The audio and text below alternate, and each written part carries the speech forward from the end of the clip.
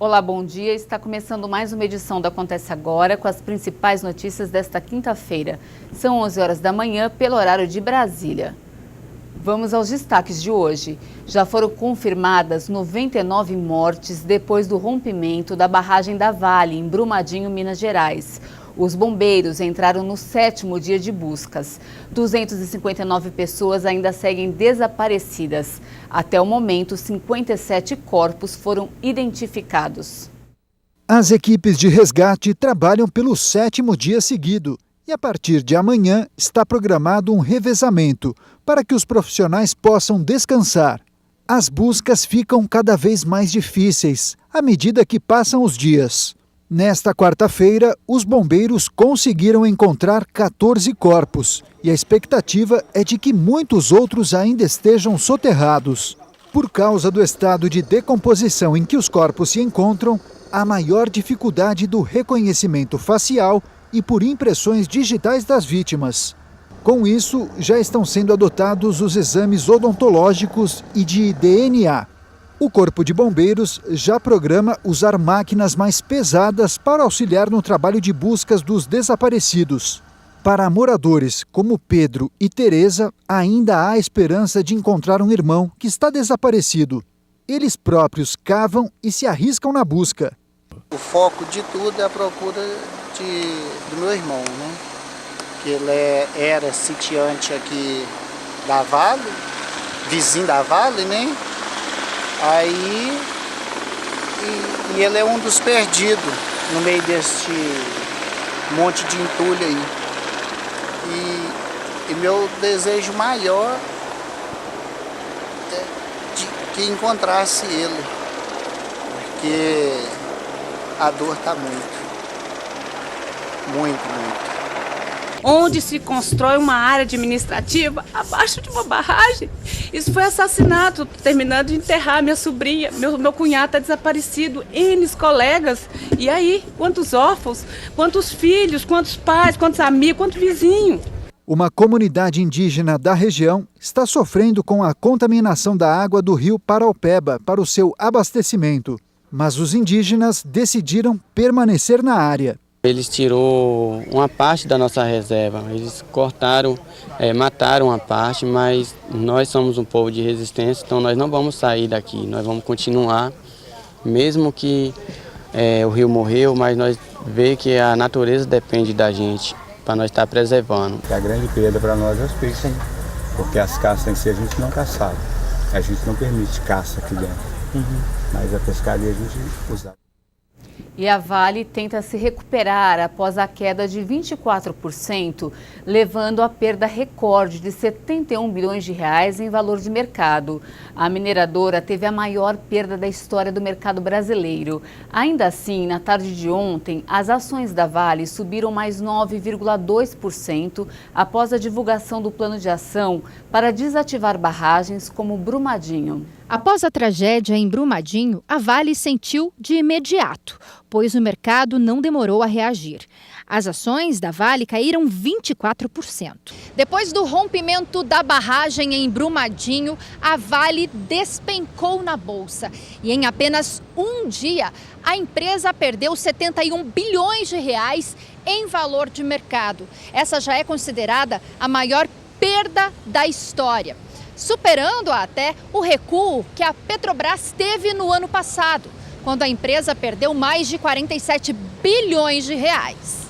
A empresa, que até então vinha atraindo muitos investidores, agora corre o risco de perder a confiabilidade, como explica este economista. Nós tínhamos um preço da ação de uma empresa que nós tínhamos um determinado conjunto de informações conhecidos e avaliados pelo mercado.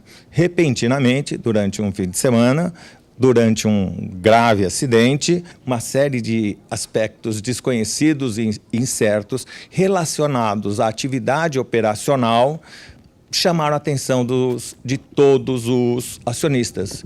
E isso gerou uma desconfiança. E a consequência foram os acionistas começarem a vender. Excesso de venda ambiente incerto, não tínhamos ainda um conjunto adequado de informações que permitissem avaliação, ocorreu uma grande venda e também os compradores reagiram com alguma desconfiança, oferecendo um preço baixo, ainda numa avaliação preliminar, e fez com que o preço caísse dessa ação. Nessa semana, uma ação que valia R$ 56,00, no mesmo dia passou a valer cerca de R$ 42,00. A mineradora já sofreu um prejuízo bilionário e também perdeu o valor de mercado após o desastre de Mariana. A empresa anunciou um prejuízo líquido de mais de 44 bilhões, mas conseguiu se recuperar. Agora, após mais um desastre, os impactos financeiros podem ser maiores. Ainda assim, as ações da Vale subiram mais de 9% na Bolsa de São Paulo, o Ibovespa, após a empresa divulgar o plano de ação de R$ 5 bilhões para desativar barragens como a de Brumadinho. A mineradora informou que terá de parar até 10% de sua produção para eliminar 10 barragens, o que ajudou a tranquilizar as incertezas no mercado sobre os efeitos da tragédia na produção da Vale. Agora vamos mudar um pouquinho de assunto. O calor continua na capital paulista e há alerta para pancadas de chuva como as de ontem. Vamos conferir a previsão do tempo completa para todo o país. Uma frente fria está passando pelo mar na altura do sul gaúcho e será desviada para o oceano. Mas os ventos mudam de direção e passam a trazer um pouco mais de umidade para o sul do estado nesta quinta-feira. Praticamente todo o Brasil continua muito quente e as condições de chuva serão um pouco maiores pelo litoral do Nordeste. Nesta quinta, o céu fica com muitas nuvens e pode chover a qualquer hora, no norte do Maranhão, norte do Piauí, inclusive em Teresina e pelo litoral entre Natal e Maceió. Também há condições para algumas pancadas de chuva de forte intensidade pelo sertão, entre a Paraíba e o Rio Grande do Norte. Pelo norte do Brasil, acontecem pancadas de chuva com raios de forte intensidade, principalmente a partir da tarde. Mas o sul do Amazonas, o Acre, Porto Velho e Rondônia continuam com tempo carregado, pode chover desde cedo. O sol brilha forte, o tempo fica seco entre o sertão de Pernambuco, norte de Minas Gerais, centro-norte de Goiás e o Distrito Federal. Também pelo litoral do Sudeste e nas capitais Vitória, Rio e São Paulo. A situação do tempo não muda nesta quinta. Por outro lado, na Grande Belo Horizonte, há condições para algumas pancadas rápidas, mas que podem ser fortes, inclusive na região de Brumadinho. As pancadas de chuva serão pontuais nas outras áreas do Centro-Oeste, do Sudeste e no Paraná. Mas em Santa Catarina, no Rio Grande do Sul, já deve chover por mais áreas. E há risco de temporais nas 3 capitais do Sul. No Sul Gaúcho, previsão de chuva a qualquer hora e só nesta área do país, um dia mais fresco. E hoje eu vou encerrar essa edição com um destaque internacional. O autodeclarado presidente interino da Venezuela afirmou que está trabalhando para que a ajuda humanitária internacional chegue ao país o mais rápido possível. Os Estados Unidos disseram que estão prontos para enviar 20 milhões de dólares em alimentos e remédios. Estamos trabalhando para que chegue o mais rápido possível, inclusive antes da implantação da logística internacional, uma coalizão internacional para tratar da emergência humanitária. O governo de Nicolás Maduro rejeitou várias vezes a entrada de ajuda humanitária.